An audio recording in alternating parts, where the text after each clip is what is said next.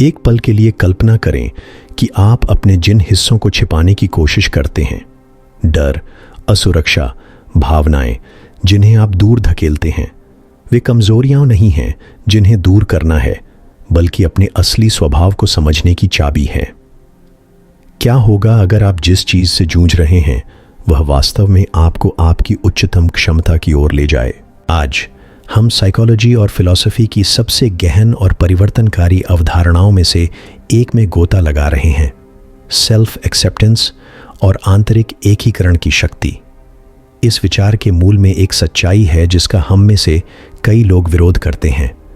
पूर्णता से नहीं आती है, बल्कि हम जो हैं उसको अपनाने से आती है, जिसमें वे पहलू भी शामिल हैं जिन्हें हम अक्सर दबा देते हैं। साइकोलॉजी के महानतम विचारकों में से एक कार्ल जंग ने एक क्रांतिकारी विचार पेश किया कि हमारे अपने जिन हिस्सों को हम अस्वीकार करते हैं वे हमारे व्यक्तिगत विकास और परिवर्तन की छाबी हैं। उन्होंने इसे छाया कहा, हमारे व्यक्तित्व के छिपे हुए अचेतन पहलू जिन्हें हम नकारते हैं, अस्वीकार करते हैं या दूर धकेलते हैं। लेकिन यहां विरोधाभास है। जिन चीजों को हम दबाते हैं उनमें अक्सर हमारी सबसे बड़ी ताकत, रचनात्मकता और विकास की क्षमता होती है। इस बारे में सोचें, हम कितनी बार क्रोध, भय या उदासी जैसी भावनाओं से बचते हैं क्योंकि हमें लगता है कि ये हमें कमजोर बनाती हैं।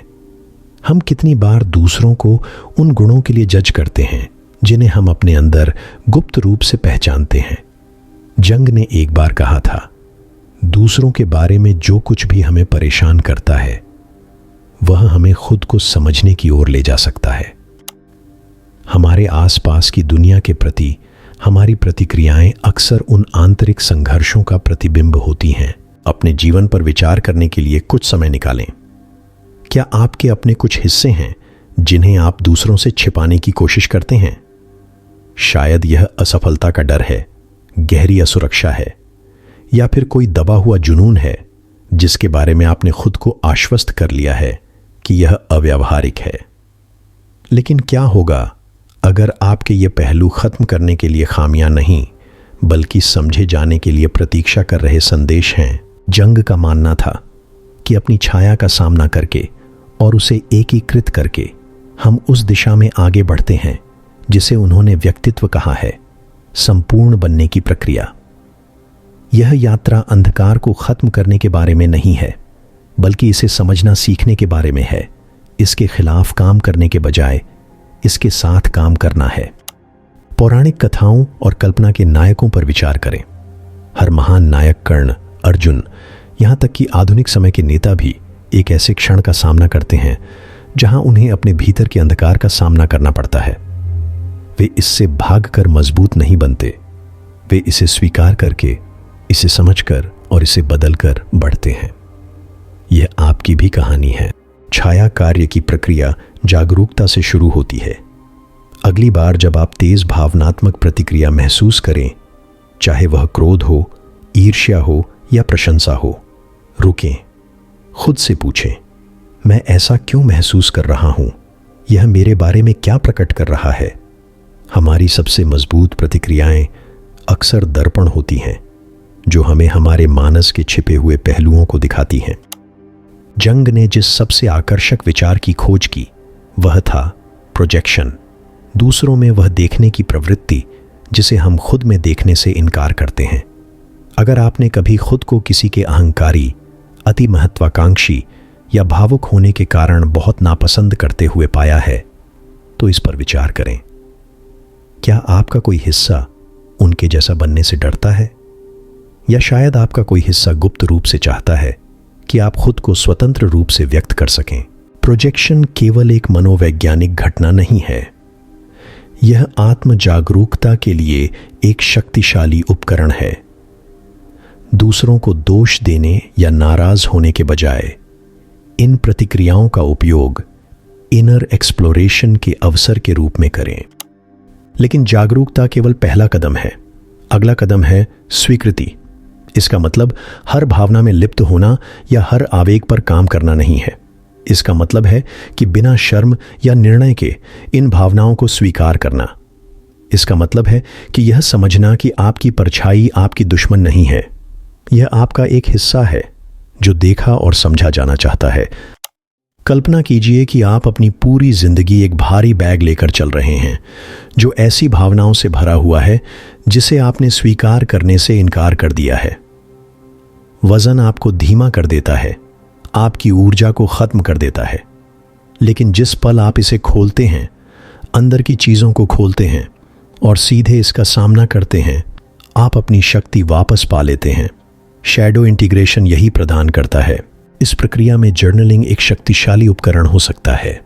जंग ने खुद भी अपने सपनों, भावनाओं और अचेतन विचारों को दर्ज करते हुए व्यापक जर्नल बनाए। अपने डर, ट्रिगर और बार बार आने वाले विचारों को लिखने से आपको पैटर्न पहचानने और यह समझने में मदद मिल सकती है कि वे कहां से आते हैं। एक और शक्तिशाली अभ्यास है आत्मसंवाद। कल्पना करें कि आप अपनी छाया के सामने बैठे हैं, जैसे कि वह एक अलग प्राणी हो। उससे सवाल पूछें, तुम यहां क्यों हो? तुम मुझे किससे बचाने की कोशिश कर रहे हो? आप जवाबों से हैरान हो सकते हैं। अक्सर हमारे सबसे गहरे डर हमारे खुद के गलत समझे गए पहलू होते हैं, जिन्हें स्वीकार किए जाने का इंतजार होता है। अपनी परछाई को एकीकृत करने से न केवल आपकी आंतरिक दुनिया बदलती है, यह आपके रिश्तों को भी बदल देता है। क्या आपने कभी खुद को कुछ खास तरह के लोगों के साथ बार बार संघर्ष में पाया है? क्या आप रिश्तों, दोस्ती या यहां तक कि काम के माहौल में भी एक ही पैटर्न को आकर्षित करते हैं? जंग का मानना था कि रिश्ते दर्पण की तरह काम करते हैं, जो हमारे उन पहलुओं को दर्शाते हैं जिन्हें हमें अभी तक अपनाना बाकी है। इसे पहचान कर हम दोष से हटकर आत्म जागरूकता की ओर जा सकते हैं। यह पूछने के बजाय कि वे हमेशा मेरे साथ ऐसा क्यों करते हैं, पूछें, यह मुझे अपने बारे में क्या सिखा रहा है? अब विचार करें कि यह प्रक्रिया आपके उद्देश्य से कैसे जुड़ती है। बहुत से लोग अर्थ के लिए बाहरी रूप से खोज करते हैं, यह मानते हुए कि उनका उद्देश्य कुछ ऐसा है जो खुद से बाहर पाया जा सकता है।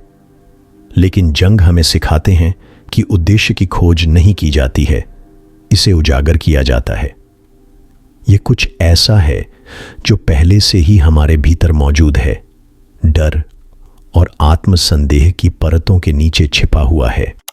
अक्सर जिन चीजों को हम दबाते हैं वही हमारी पुकार की कुंजी होती है। एक व्यक्ति जिसे बताया गया है कि उसकी भावनाएं बहुत तीव्र हैं, वह कला, मनोविज्ञान या लेखन में अपना उद्देश्य पा सकता है। कोई व्यक्ति जो क्रोध से जूझ रहा है, वह इसे वकालत या नेतृत्व में बदल सकता है। आपके घाव जब समझे जाते हैं तो आपकी बुद्धि बन सकते हैं।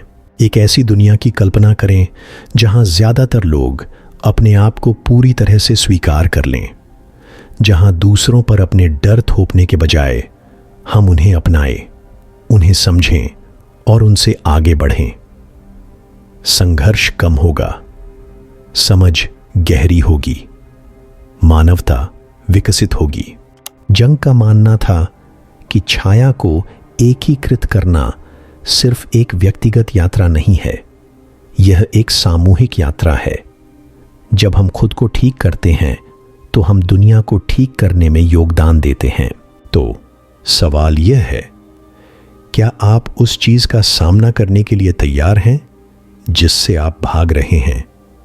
क्या आप अपने पूरे व्यक्तित्व में कदम रखने के लिए तैयार हैं, न केवल उन हिस्सों में जो सहज महसूस करते हैं, बल्कि उन हिस्सों में जो आपकी असली क्षमता की चाबी हैं? यह एक आसान यात्रा नहीं है, लेकिन यह आपके द्वारा की जाने वाली सबसे पुरस्कृत यात्रा है। यह वह बनने की यात्रा है जो आप वास्तव में हैं। अब एक गहरी सांस लें और खुद से पूछें, मेरी छाया मुझे क्या सिखाने की कोशिश कर रही है? क्योंकि उस उत्तर में आपकी सबसे बड़ी ताकत, आपकी सबसे गहरी बुद्धि और आपके परिवर्तन की कुंजी निहित है।